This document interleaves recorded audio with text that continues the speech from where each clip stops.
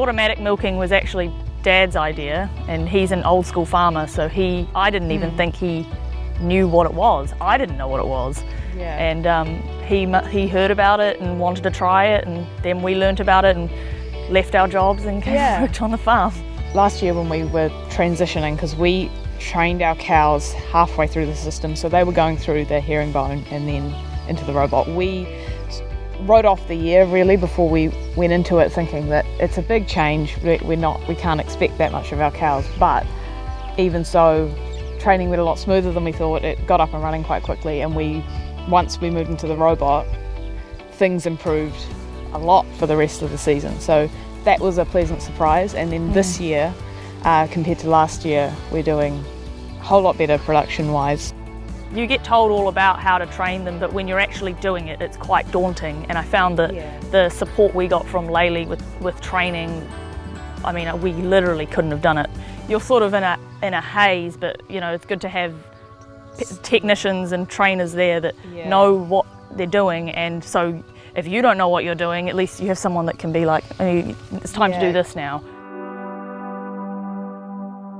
I think a lot of people think that because they're going through an automated system that you're not in contact with them as much, but the truth is, without the distraction of having to stand there and cup cows, you notice a whole lot more. Like when I go into the shed to look at my cows, that's all I'm doing. I'm focused completely on them. And so even if a lot of the time the robot will pick it up, a few of the times I will in the shed, and then, you know, so sometimes it's just because I'm around them more, or because they're more comfortable. They're so relaxed that it's so easy to pick up on any kind of unusual behaviour. And then other times the robot picks up on things that I'm really surprised it even did. I had one cow who always comes in. She comes in maybe every 6 hours, and she always does.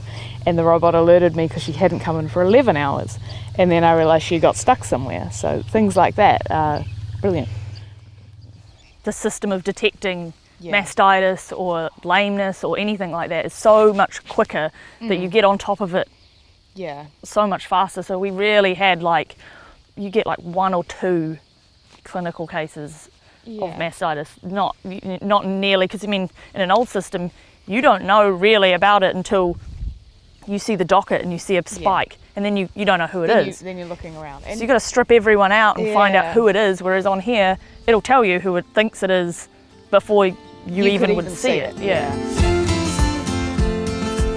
Well, we're doing astronomically better than we were when we were milking in the pit. I mean, it gives us, as new people to the industry, a way of seeing what changes we make and just seeing an immediate impact. So, okay, we changed this a little bit. Did it work? Did it not? Because obviously the cows, everything is tested every day, and there's plenty of data for us to reflect on. Automatic is a bit more accurate because it's not, like you say, it's not just a robot. It's not the physical cups go on the cow. You've got to include things like the grazeways, which it sorts the cows for you. So you know they go to a certain place wherever you want them to go, and then you've got the computer system, which is a part of it as well. You know, you get to divert cows and supervise cows and all that sort of thing. So it's a lot more than just a robotic arm. The automation, I suppose, starts at the paddock. It's not just when they get into the shed, because obviously I'm not going down there and pushing anyone out. It's up to them to decide when they're ready for milking.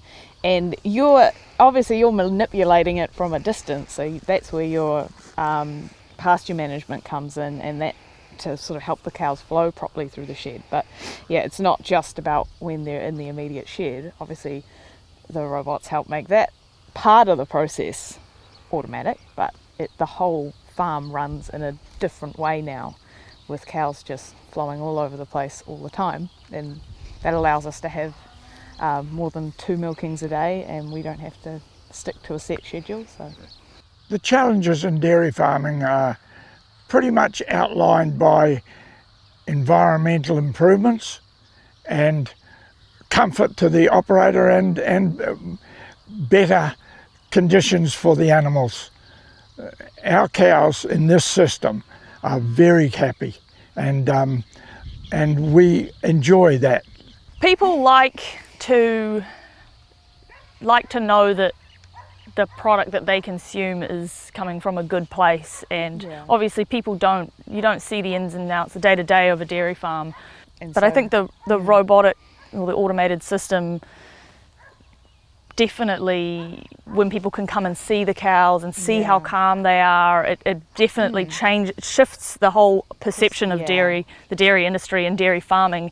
Yeah, and I think adding the grazing element to an automated system helps that, because you can see they get to, they're wandering freely out into the paddock and they're just hanging out all over the farm. So it's a nice scene, and it makes us happy to be farmers. A part of it. Yeah, because we wouldn't farm any other way, because we want to do something that we are ethically comfortable doing.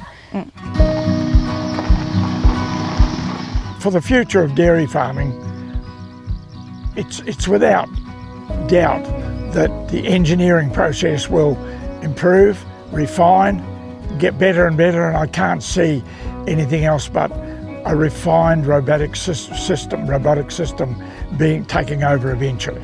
Yeah, I would have never gone into dairy farming. I would have never thought I'd be a dairy farmer if it wasn't for the robotic system. That's the reason why we came into dairy farming. I wouldn't have done it otherwise. We wouldn't have stayed. If someone said, "Oh, do you want to go back and we're going to get rid of the robots and we're going to go back to the pit," my dad always likes to threaten me with that, and I'm like, see ya. Being older and slower to adjust, I get a bit frustrated and sometimes chuck a bit of a sneaky comment in. And the girl said, "Well, if you go back to that herringbone, Dad, you'll be milking them on your own."